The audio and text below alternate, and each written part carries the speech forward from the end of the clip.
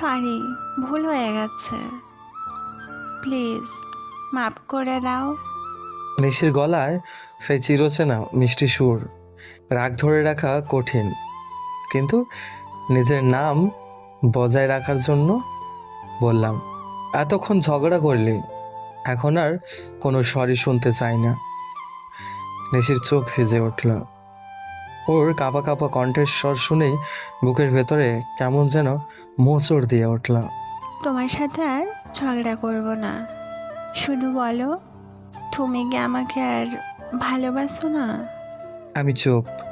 নিশি সামনে এসে আমার শার্টের কলার চেপে ধরে বলল, কথা বলো না কেন? ভালোবাসো না আমাকে? আমি নিশির থুতনিটা ধরে মুখটা একটু উপর দিকে তুললাম।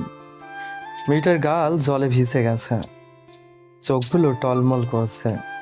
ইস রে, আমার লক্ষ্মী বউটা তো কাঁদতে কাঁদতে পুরো দুই গাল ভিজে ফেলছে।